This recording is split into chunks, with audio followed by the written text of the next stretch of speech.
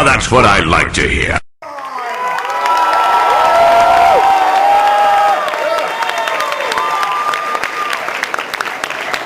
I hope your enthusiasm picks up as we go along. Just a quick little bit about the hub. That's my excitement. Just a quick. There, I did it again. I'm 13. Just a quick little bit about the hub. Hasbro had this great idea. They looked at all of this amazing intellectual property they had, and Transformers, G.I. Joe, My Little Pony. They looked at it all and said, these are characters. This is a mythology. This is a world. We need these places to live. It's a cool idea. Let's make a TV channel. So they partnered with one of the most well-respected cable and media conglomerates, which is Discovery Communications. And they created a network called The Hub!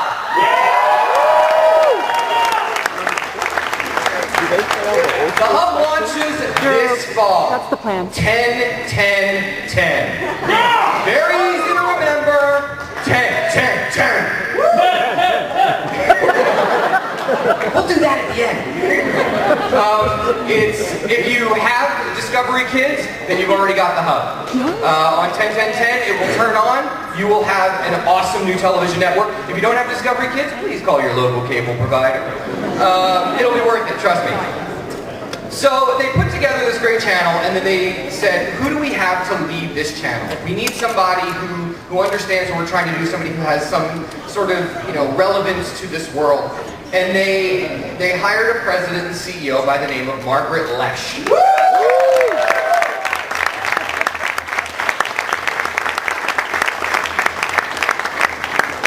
If that name means anything to you, it's because you probably stayed on the end credits. Margaret Loesch was the executive on the original Transformers Generation 1, G.I. Joe, a real American hero, My Little Pony, a little show called Gem and the Hologram, Visionaries, Inhumanoids. She also started Fox Kids, which means she greenlit a show called Batman the Animated Series. X-Men. She brought Power Rangers to the stakes, people! She stopped Jim Henson for 2 years until he let her make a show called Muppet Babies! When she worked at NBC, she was responsible for The Smurfs! If you love it, chances are Margaret Loesch touched it.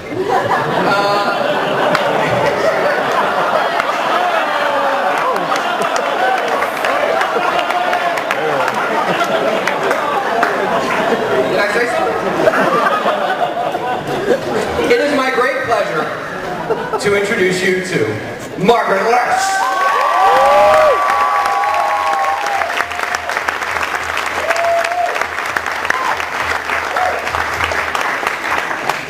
So, what Ted has just shown me, and what you all have just shown me, is that I did not single-handedly ruin a generation of viewers. Or maybe I did. We're growing in a good way. Yeah. Well, that's what I thought. We got a lot of criticism because we were told that we were ruining you. We had a lot of trouble selling a lot of these shows because they said comic book heroes don't make TV shows, forget it. So you're living proof that good stories are good stories and good characters are good characters. And Ted, when I first met him, he is truly an animation geek. That's the first thing I said to him. I didn't ruin you. I may be wrong about that. I am here today just to introduce the panel. People like on today's panel are the reason that I have the reputation I have. They have made me, talent like this has made me look good my whole career. Starting with Bob Orci and Alex Kurtzman.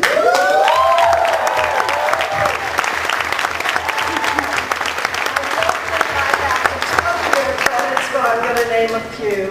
You know they're a great writing producing team. They were associated with this couple of little movies called Transformers. They, of course, they did Hercules and Xena, which I thought was a lot of fun television. They were executive producers of Alias, screenwriters for Mission Impossible 3 and The Legend of Zorro, and one of my favorite movies, Star Trek. Bob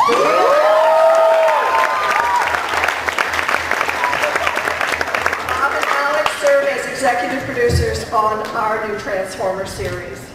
Next to them is Jeff Kline. Jeff Kline is another type of talent that many people like me. One of the things I'm often struck about Jeff and people like Jeff is their passion for excellence, their passion for the product. Jeff's done a lot of shows that I thought were terrific: Men in Black, Jackie Chan Adventures, Star Trek Troopers, Roughnecks. He is now the executive producer on Transformers, also on G.I. Joe, so he's doing both shows.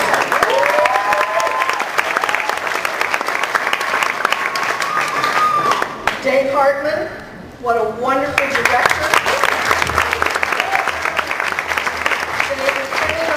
He has worked with Jeff on Jackie Chan and on Roughnecks. He also designed MTV's Spider-Man, which really did a lot of daring new things for superheroes in animation. And some of you might know that he was involved with this little movie called Bubba Hotep. Anybody? He was doing special effects. And then Jose Lopez. Jose, raise your hand.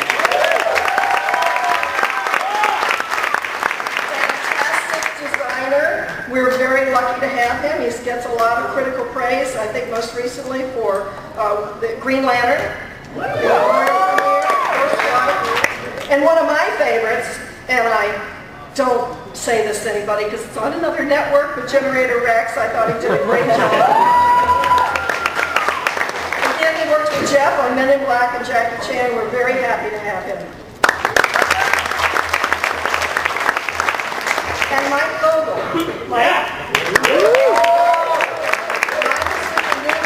Hasbro Studios, which I have to say, Hasbro has made a major commitment to build this animation company. They're doing a fantastic job for us. They've really put together a very talented team of people, first-rate talent, and they brought in Mike to run Boy Toys and do the not Boy Toys, excuse me.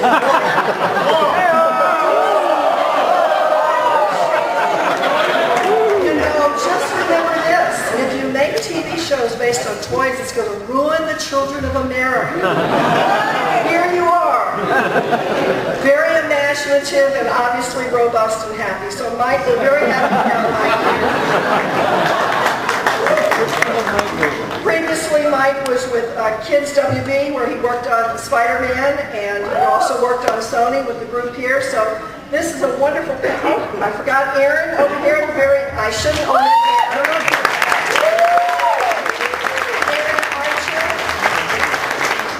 His official title is Vice President of HasLab, the group, the creative group at Hasbro, developing a lot of IP and properties. But what we refer to him as the keeper of lore. So Aaron is here to keep us honest and to explain what we might not know. Thank you very much for joining us. I'm thrilled that you're all here and fans of Transformer. It, to this day, remains one of my favorite projects. I worked with Hasbro 25 years ago on the first incarnation. I'm delighted to have it on the hub, and we think it's a real winner. Thank you very much.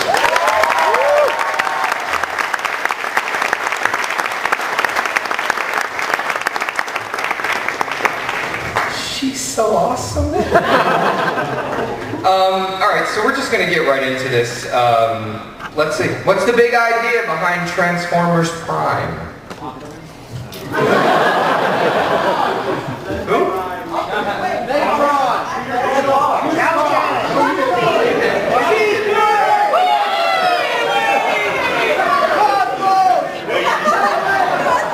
This is nuts!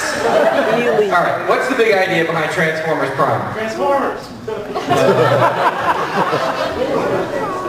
Hi. Thanks for coming.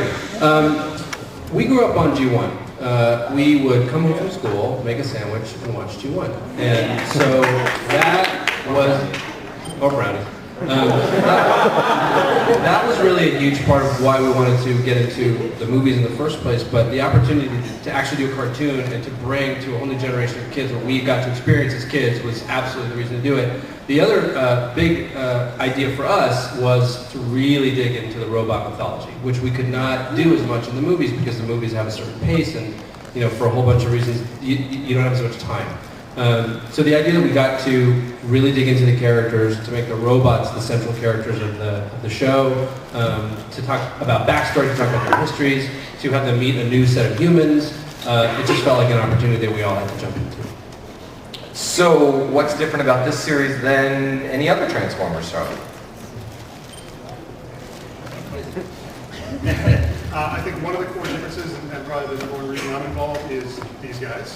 Kurtzman and Orci, who, when I first heard that there was going to be a new Transformers series that would be involved, my assumption was they would be involved sort of in name only, which happens quite a bit, and that is not the case. In fact, they are deeply and emotionally involved in the show. I would say... Don't cry. I would say one of the bigger differences between this show and previous incarnations is, of course, the technology that we have now to produce a show is substantially different than it was maybe 25 years ago. This is an all CG world that we're dealing with. We are, as Alex said, trying to dig into even more than past series have done, the mythology, the relationships, the history of these characters, and take advantage of the fact that the rules have changed a little bit in television, and now when you tell a continuing story, when a character gets hurt in one episode, he or she is still hurt in the next episode. There's ramifications to every action. And for us, the ability to kind of tell an ongoing tale from an emotional standpoint and a storytelling standpoint is pretty exciting. So it looks different, and chances are you're going to feel like the stories are at least more, I don't want to say more adult because we're writing it so that it appeals to everyone, but there's definitely a level of sophistication to it that I think is a little different than what's been in the past. You mentioned that there's a whole new generation of humans in the show. How do humans play into this world of Autobots and Decepticons? That was good. Well, there are robots in disguise, so they definitely have to have somebody to hide from. The humans are the point of view of the audience, but one of the things that Alex was saying that we couldn't do in the movies is for limitations in terms of time and budget is they're very separated in the movies to some degree, and in the show they become partners in a way, so that anytime you're spending with the humans, it's also some time you're spending with the Transformers, and time that you're seeing them not only as characters themselves, but through the point of view of if you were living with them. So there's, in a sense, avatars for all of us who are interacting with the Transformers. I think another thing that makes it different, as you were saying, is that we have now the benefit, thanks to the lore, of all the experiences that have come before on Transformers. It is now our duty to have learned from what worked about Transformers before and what didn't. And so hopefully we're the latest incarnation of what works best about it and what hasn't. And part of that, you can talk about this, is how much the lore has been cataloged in such a way that we now, I think, really have 350 pages. When you start working for Hasbro, you get a book about 350 pages with the lore of Transformers. So the world is now very, very immersive, very consistent. It's a very exciting And they read it cover to cover. So if you could open your Bible to page 31.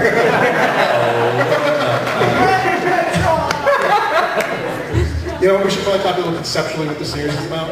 I was just going to ask you, where does it fit in the continuity? Is this related to any other previous generation? Is it its own thing? Talk about that. I think for all of us, it is related in the way that all Transformers are sort of interrelated, but for us, it kicks off now. It kicks off present day. We sort of postulate that maybe in the couple of years since the movie, the Earth has been relatively quiet. There's a small group of Autobots who have stayed behind to sort of guard Earth just in case something else happens.